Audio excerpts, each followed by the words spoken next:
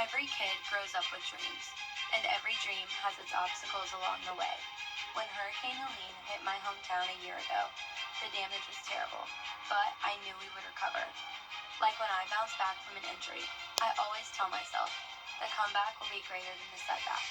It takes resilience and a lot of support to recover from the unexpected.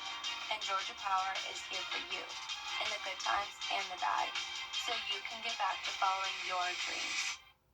Have a safe and happy Halloween from News Channel 6. The Live Viper 6 Skyview Network, sponsored by Terry Lambert Hyundai.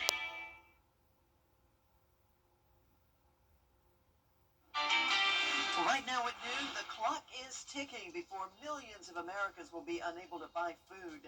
The latest on the government shutdown impacting those SNAP benefits coming up. Plus, crime involving the youth is on the rise in South Carolina, what some state lawmakers are doing to try and put a stop to it.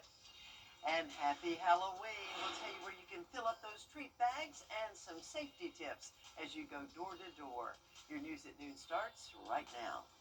Live from Television Park, this is WJBF News Channel 6 at noon. Hi, everyone, and welcome to the Halloween edition of News Channel 6 at noon. I'm Mary Morrison. Thank you for watching. Our coverage you can count on begins now with history being made. All right, time for a first check of your forecast. Let's head over to meteorologist Sherry Shealy. Hi, Sherry. Hello, and happy Halloween to everyone out there. So it is a beautiful day. In fact, if we look at our Terry Lambert Hyundai Skyview cam, we can see those beautiful blue skies there in Swainsboro. But we can also notice, if you look at the trees and also the stars and stripes, we've got a good little breeze blowing right now. Looking at those current wind speeds in Swainsboro, it is 10 mile per hour sustained winds there. Staying with Waynesboro, 11 mile per hour winds in Aiken. So not quite the howling winds that we had yesterday, not advisory criteria by any means, but still a little breezy, at least for the next couple of hours. So looking at our hourly wind gusts, we could see gusts up to about 15 miles per hour for the next couple of hours, but notice by the time we'll be trick-or-treating, we'll start to see those winds die down. So all of the superheroes out there, no need to worry about your cape, getting blown in the breeze. It will start calming down here shortly. Temperature-wise, we are at 61 here in Augusta. A lot of places, though, still in those upper 50s, but as we go through the next couple of hours, we've got that nice sunshine to warm us up, and we will see high temps in the mid to upper 60s, but then once that sun goes down, our temps will start tumbling. How low will that go? I'll have all the details for you coming up in your full forecast in just a bit. Back to you, Mary. All right, Sherry, thank you. It is Halloween, and it's a night where safety needs to be a top priority. Families are encouraged to trick-or-treat in well-lit areas and walk in groups. Drivers are encouraged to slow down in neighborhoods and watch out for people walking along the street. We do try to reach out to the parents and tell them to, kind of put reflective gear on the kids when they're out and about, because at night, and the people that's driving around in the neighborhood, to kind of just look out for the kids, because kids at any moment could dart into the street. Now, another reminder, if a porch light is off, don't knock on the door of that home. And if you don't want to trick-or-treat in the neighborhoods, there are some community events that are happening today. You can head over to the Aiken County Sheriff's Office from 3 to 5 p.m. Staff will be dressed up and give out candy to kids 12 and younger. The free event is at the Sheriff's Office on Hampton Avenue Northeast. And then tonight, you can get some free candy in Augusta. The city will hold two events. One will be at the Augusta Common on Riddle Street, the other at May Park Community Center on 4th Street. Both events are from 6 to 8 p.m. Turning to other news now, a death investigation is underway in Aiken County. Thursday morning, the body of a man was found at a utility solar site on Edgefield Highway. The coroner says because of the stages of decomposition, a name and cause of death won't be released right away. A local community is rallying around a firefighter after he was attacked by a machete. It happened Sunday outside a gas station in Wrightsville.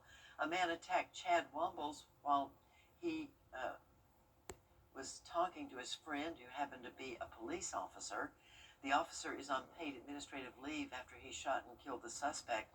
Wumbles' right hand was cut off along the thumb of his left hand.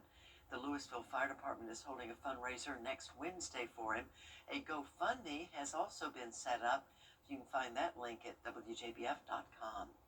Today is your last chance to vote early ahead of Election Day. New details today in the deadly shooting at a North Augusta gas station. It happened Sunday at the Sprint gas station on Edgefield Road. Police say 21-year-old Jayshawn Deontay Dukes shot and killed 76-year-old Jewel Harden and 33-year-old Thomas Lilly Jr. The victims were inside that store when it happened. Duke was shot by police. He'll be booked into jail once he is released from the hospital. In South Carolina, lawmakers are taking a closer look at the rise in violence among minors. Caroline Yaffa explains what's driving the move and what community leaders hope comes next. When we're seeing young people who can't go to events and safely enjoy them without the fear of being shot, we know that there's a problem. According to SLED data, the number of minors charged with weapon law violations rose from 1,008 in 2022 to 1,964 in 2023. At the same time, many categories of violent crime in the state decreased from 2022 to 2023, including murder, sexual battery, robbery, and aggravated assault. In 2024, SLED reported a little over 300 child fatalities in South Carolina. The report also shows 62 aggravated assault cases involving minors and gangs. Permanent decisions based on temporary feelings, and like I've said, keep circling back to emotional resilience is really like the key to just having a well-balanced life. Marcelo Lampert is a mentor at Big Homie Lil Homie, which is an organization that mentors young boys. He says he has seen this firsthand, and he believes mental health is a big factor. I think social media was something new, and we're now realizing the detriment that it's had. I think AI is going to really exacerbate the problem. He says the data shows why lawmakers and local programs must work together. It's not always about the politics behind it, but the humanity and realizing that the choices you make affects a greater society. Lambert added he wants to work with lawmakers, and he has some suggestions. Fear, anxiety, social unawareness is what leads these kids to have these gun charges. So when we hold the parents more responsible for their guns and just how they lock them up, that'll definitely help. Lawmakers say this committee will hear all suggestions, but they're ready to hit the ground running. We will probably be meeting pretty regularly until January. But it is my understanding that our committee has been given a short window to really kind of hit this problem, research it, come up with some solutions. In Columbia, I'm Caroline Yaffa. Next week, that committee will begin holding hearings and gather input from law enforcement, youth advocates, and more. And coming up in just 10 minutes, we'll tell you how local 10th grader is trying to stop the violence in Augusta. It's part 3 of Saving Our Children. No recollection. Still ahead, no tricks, just treats for tonight's Halloween forecast. Meteorologist Sherry Sheila will have much more coming up. Also coming up, spiders on Halloween. They may be cute if they're fake, but 2 types of real ones are starting to grow in popularity. We'll explain. They're never gonna feel. Every child deserves a safe place to heal and thrive. At Child Enrichment, we help kids who faced abuse, neglect, and exploitation. From counseling to advocacy in court, we're here every step of the way. Last year, over 1,200 children received free services and support. Volunteers are the heart of our work, giving children a voice and hope for the future. Join us. Volunteer, donate, be the change. Together, we can build a community where every child is safe and supported. The Coffee Club on News Channel 6, sponsored by Honda Cars of Aiken. The Live 5 for 6 mobile app. Download it today. Now, your most accurate forecast with WJBF Live 5 for 6. But check this out. Rain inundated parts of the New York Metro yesterday, and this video shows drivers navigating floodwaters in Brooklyn. A flash flood warning remained in effect across Brooklyn, Queens, and the Bronx until about 5:30 yesterday. So they certainly had a lot to deal with, and from what I read, they really didn't get a whole lot in regards to accumulation. I think maybe just a little over an inch. It came at such a quick, not a lot, it came so quickly that it caused the flooding and a lot of damage there. But looking at the big picture for us, we've got windy conditions now in that neck of the woods. So the rain has moved out now towards New England, but you can see the blue there in places including New York and Pennsylvania and New Jersey, now under a wind advisory for them. So that will help them dry out a little bit with the windy conditions. But for us, we've got the all clear. We've got high pressure just to our west. It's going to be moving in, but you can see all across the southeast looking good. And we have proof of that on our Terry Lambert Hyundai Sky View Cam, where we have beautiful blue skies if you will, on this Halloween at the Augusta Marriott. So not a cloud in sight for us. Temperature-wise, we're at 61 degrees under those sunny skies. Winds coming from the west, but still at 8 miles per hour. So a little breezy out there. Not quite as bad as yesterday, but still, I want to hold on to your hat for a little bit longer. So we're going to continue with these clear conditions, not only for your Halloween and to wrap up the month of October, but also first day of November looking good as well. Our next chance of rain not coming in until late Sunday and into Monday. So we are going to end the month of October well below average with dry conditions, even though we did pick up some beneficial rain this week. But looking at that future cast, not any rain in sight for us. Things are nice and clear for us throughout the day today, and that will continue into the overnight hours as well. So remember, when we have those clear skies at night, we don't have those clouds to act like a blanket with the atmosphere, so we lose all the heat of the day. So that means those temperatures are really going to tumble overnight as that high pressure continues to move across the area on Saturday. We keep up with those beautiful sunny skies for our Saturday as well. But then Sunday, as you can see, we start to see some moisture returning to the area. So we will see an increase in cloud cover going into Sunday, but I think the rain will hold out until late Sunday into Monday. But back for today, for your Halloween, it's looking spectacular as we have temperatures climbing into the mid to upper 60s for us for the day.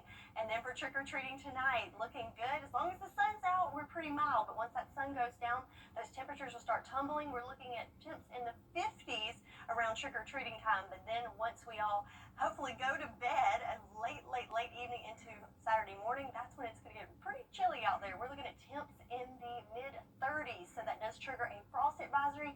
They've now extended that a little further south now to include Burke County. That is from 2 to 9 a.m. Saturday morning, so certainly bundle up. But going into the weekend, though, even though we start off with a cold morning, we're going to warm up nicely into those mid to upper 60s once again for your Saturday and Sunday.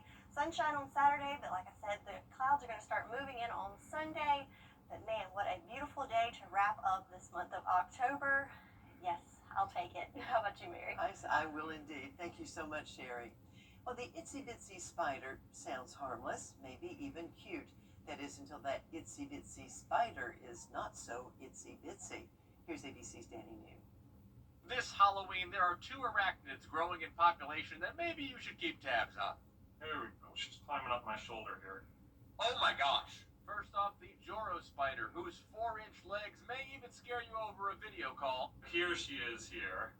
Dr. David Nelson here is a biologist at Southern Adventist University who, last week, published 2 papers about these spiders originally from East Asia. In the past decade, these arachnids and their ginormous, sometimes 10-foot-long webs have been popping up around Georgia and are now working their way up to the northeast. Yay! They make webs right next to each other, so they're the ultimate free Halloween decoration. Thankfully, though, David says the testing his team has conducted has shown that the Joro spider rarely bites, and when it does, most of it was itching, a little bit of itchiness. However, if you do see this giant, vibrant spider, you're probably looking at a female. I spoke with entomologist Dr. Jason Schmidt at the University of Georgia, who has conducted research about the gender disparity. As you can see here, the female Joro is way bigger and makes that massive web all by herself. Then she might get hungry. So they'll mate and then she'll eat them? She may eat them, and they didn't get to mate. It's hard to say. What are you doing? Eating a hamburger. Have you ever tried one? Yes. Meanwhile, I also spoke with David about an arachnid making headlines this week called the Lone Star tick, and it may affect your ability to wolf down a burger. Ticks are very good at this because they're feeding on blood. They're after blood. Basically, if the Lone Star tick bites you, your immune system could develop a currently incurable allergy to beef, pork, and lamb. And as you can see here on this map from the CDC, its population also appears to be growing beyond just the southeast. You think it's permanent? From my understanding, I think it's permanent. Stay away from those, right? Hey, still ahead, how Augusta's mayor and a local student are doing their part to help prevent youth violence. Stay tuned for Saving Our Children. Coming down 75, and the school bus just decided to come over my lane, spun me 3 times. I would definitely recommend my cost low. Everybody really works hard. My car was paid off. All the medical bills were paid off. I ended up with over $30,000. They get you what you deserve. The problem of youth violence is taking its toll on Augusta. It impacts everyone in the community, and it'll take the community to solve this problem. In part 3 of Saving Our Children, we hear from Augusta's mayor and meet a high school student who is stepping up to do her part. Youth violence, kids hurting other kids, young lives lost. Youth violence, especially perpetuated on black crime, is out of control. Augusta Mayor Garnett Johnson says he knows what's needed to stop youth violence. When you see bad things, you have to speak up and intervene and try to change the direction of their lives. A student at Laney High School is speaking up. 10th grader Samari Epps heard about the deadly shooting involving teenagers at Augusta Mall and was motivated to do something. I seen it on the news. I started to worry about the community, not just Laney, but all of Richmond County kids and everyone. So she came up with a plan. Laney High School Principal Cordero Middleton. Well, Samari actually shared a letter with the school counselors, and they shared it with me. In that letter, Samari asked permission to plan a Stop the Violence, Start the Future rally.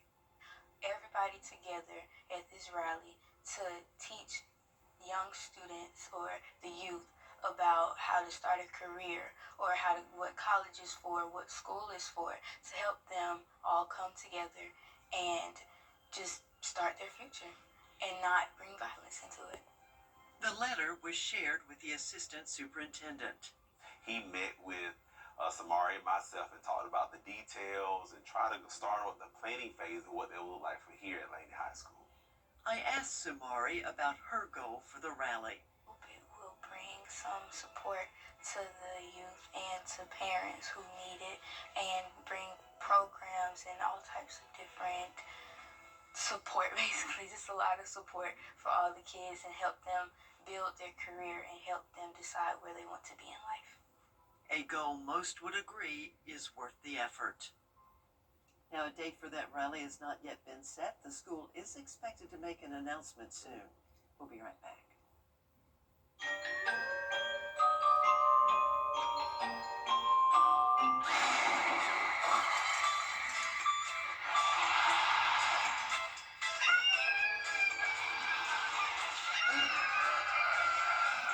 There you are. Oh, no. Congratulations. You're pretty. Great, thank you. So where were you guys? You don't want to know. Hi, I'm Paul. And I'm Rita. Some of that's scary, but our forecast, there is nothing scary happening there, as we've got sunshine throughout the day. Not too bad with our temps during the day, but we will see them tumble overnight. Remember, we do have that frost advisory in effect from 2 a.m. to 9 a.m. on Saturday, but then we're back to sunshine and another nice mild day for the weekend as well. Well, thank you for watching, and we wish you a very safe and happy Halloween.